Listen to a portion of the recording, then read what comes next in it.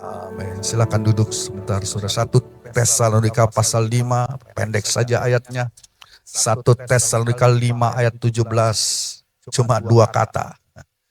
Tetaplah berdoa. Ini ayat mungkin paling pendek ya. Tetaplah berdoa. Ini kalau sudah lihat 1 Tesalonika pasal 5, konteksnya ini tentang kedatangan Tuhan. Saya percaya bahwa Tuhan tidak lama lagi akan datang. Kita nggak tahu kapan waktunya tepatnya. Nggak usah kita hitung-hitung waktu, tapi kita sudah lihat tanda zaman, saudara. Situasi ekonomi, situasi peperangan dan kesusahan yang semakin besar. Tuhan segera mau datang. Itulah sebabnya dalam konteks tersebut muncul ayat yang pendek ini. Di 1 Tesalonika 5:17, tetaplah berdoa, saudara.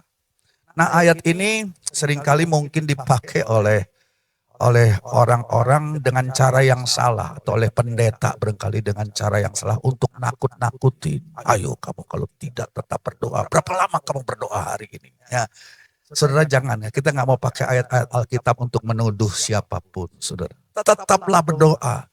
Itu ayat bukan mau dipakai untuk memberikan rasa bersalah. Aduh, saya lupa berdoa hari ini. Aduh, saya rasa bersalah. Ya, oh, aku jadi hopeless ya. Hey, kita semua harus berdoa. Dan memang saudara, saya selalu canangkan itu. Ya, kita, aduh, belum juga cukup berdoa. Masih bolong-bolong berdoanya. Atau mungkin kita malas berdoa. Dan ayat ini bisa disalahgunakan untuk menuduh kita. Gimana sih kamu kurang berdoa? Kamu malas berdoa dan lain sebagainya. Dan kita merasa bersalah, saudara. Iya nih Tuhan. Engkau benar Tuhan, saya memang belum cukup berdoa, saya memang kurang berdoa. Ya, kan katanya kita harus berdoa minimal 1 jam 1 hari. Ya paling banter baru itu yang kita bisa buat, saudara. Ada yang bilang ya kalau berikan 10% dari berkat yang sudah terima, 10% kita berikan kepada Tuhan. Dalam waktu pun ada yang katakan 1 hari dari 10%, kalau dikali 24 jam dalam 1 hari, 10%-nya saudara 2,5 jam sehari. Wah, 10%. Saudara, sekarang mari kita lihat saudara, berdoa senantiasa. Aduh, sebagai manusia kita rasa kok kayaknya mustahil ya. Mustahil itu bisa saya lakukan. Bagaimana hal itu bisa saya wujudkan? Berdoa senantiasa. Inti dan arti daripada ayat ini adalah kita mau hidup dalam roh sembahyang. Kita mau hidup dalam roh doa, dalam setiap situasi yang saudara hadapi hari lepas hari. Sebentar saudara mungkin keluar ruangan ini, saudara akan berhadapan dengan masalah. Saudara. Tiap hari, ya tiap jam mungkin, saudara berhadapan dengan persoalan. Dan saudara, ayat ini berkata kita harus memiliki roh sembahyang. Kita hidup dalam roh doa, dalam setiap situasi yang saudara hadapi, saudara berdoa. Tidak selalu harus berlutut, saudara kita berhadapan dengan kecelakaan mungkin, nanti kita cari mau berdoa dulu, enggak. Ya, tapi kalau senantiasa kita memelihara dalam hati kita, kita selalu kontak kepada Tuhan.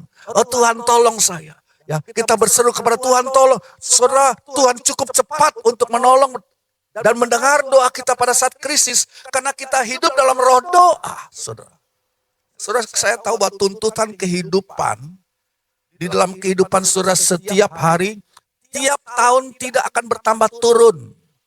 Sekali lagi saudara. Tuntutan kehidupan atas hidup kita, atas hidup setiap saya dan saudara, tiap tahun, semakin bulan, makin hari itu makin bertambah berat. Tanggung jawab kita semakin berkembang. Dan kita manusia terbatas. Ada saatnya kita berkata, aduh saya tidak mampu Tuhan. Saya manusia darah dan daging, saya merasa tidak berdaya untuk melakukan tugas ini, untuk mengemban tugas dan tanggung jawab tersebut. Ya, kita semua tentu mempunyai kemampuan lah.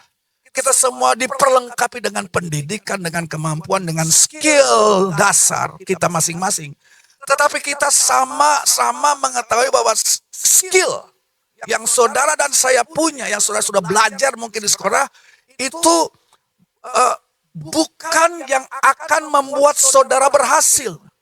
Ya, saudara, kita diajar bahwa bukan karena kepandaian saudara, bukan karena pendidikan saudara, bukan karena kemampuan saudara semata-mata yang menghentar hidup saudara ke jenjang keberhasilan.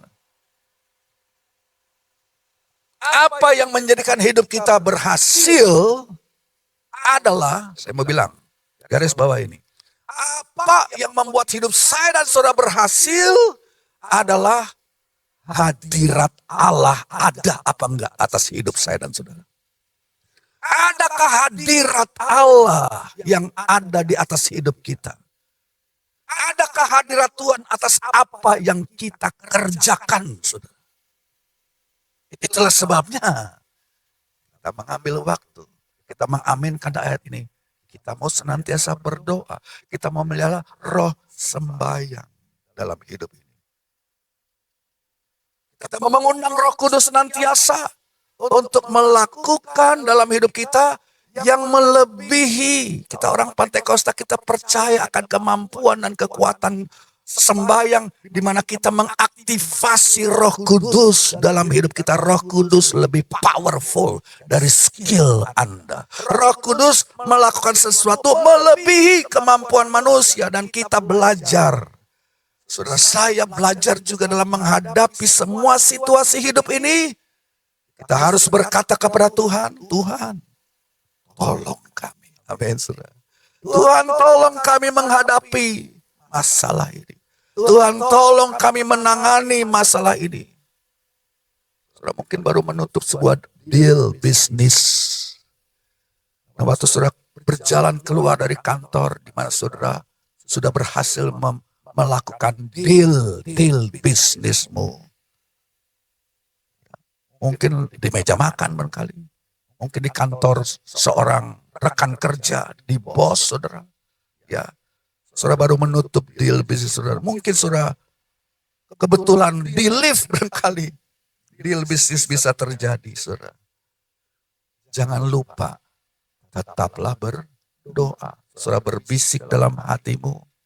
Saudara dapat berbisik dalam hati saudara, Tuhan, aku taruhkan deal bisnis ini ke dalam tangan-Mu.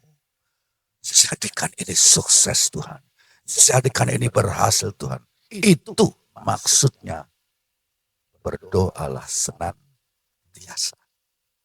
Berdoalah senantiasa. Amin. Sebab di dalam doa kita melibatkan Tuhan. Dalam setiap gerak kehidupan kita, dan kita berkata, Tuhan, aku tidak bisa, tapi Engkau bisa. Aku tidak bisa menggolkan ini, tapi Engkau yang bekerja dan sanggup melakukan supaya proyek ini, goal ini, deal ini boleh berhasil. Amin, saudara. Haleluya. Saya tidak panjangkan firman Tuhan, mari.